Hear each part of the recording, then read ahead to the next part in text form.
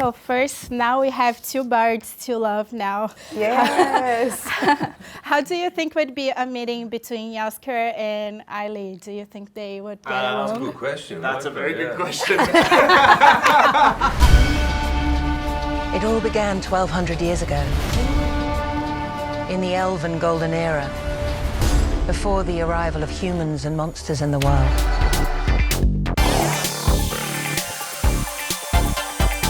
So I think the meaning of loyalty and justice are very important themes to these characters, both individually and as a group. So what do you think that they learn from each other along the way? I think they learn how to love themselves, love other people, forgiveness and acceptance. Self-forgiveness sometimes as Yeah. well. Forgiving yourself Yeah. for the Yeah. past deeds, A lot of the time, yeah. Yeah, and I think with Yeoh and Ayla, their relationship, it really kind of, you learned to not have, have such tunnel view of your own perspective of life, that there's other perspectives all over the place. And if you don't listen to them and take them in, you're kind of limiting yourself to what the reality is of, you know, the world. And I wanted to talk about the fight scenes a little, because you have the legend Michelle Yeoh with Yeoh on set. How was your experience with this kind of action? And did she give you any advice, since she's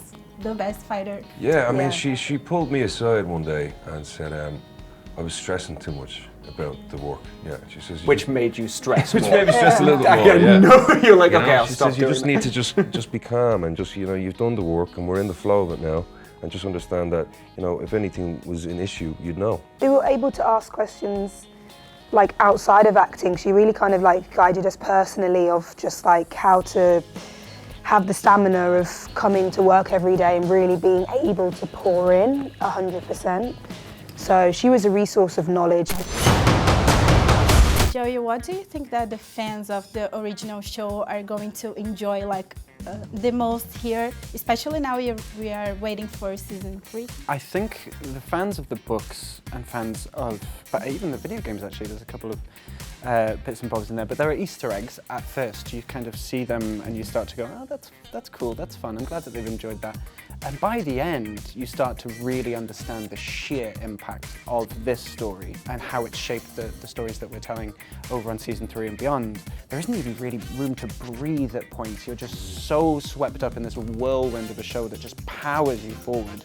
It took me, having watched this, a good like 5 minutes after the final moments of the series to go, wait, what just happened? And that, for me, I hope, is what the show brings to fans of the show. There'll be no coming back.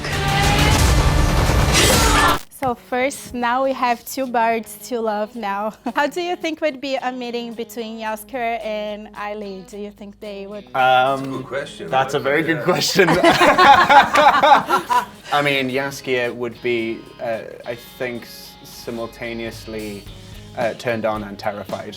I think that would be. He'd definitely try and hit on her. Perfect mix, I like today. Exactly. Ayla will do that to you. Believe me. I think she would be very amused, but then she would probably be very guarded. Almost, she'd probably try to kill you first. I'll wear it down, don't worry. They all say that. Are you familiar with RPG? Yeah, because after I watched Blood Orange, all I wanted to do was like get my group of friends together and play RPG. And I'm usually a mage, so I want to know who would you be in a party? We were talking about this at dinner last night. Yeah. Probably be some sort of sorcerer, I think. Oh, I'm the dungeon master, so yeah. I'm in charge.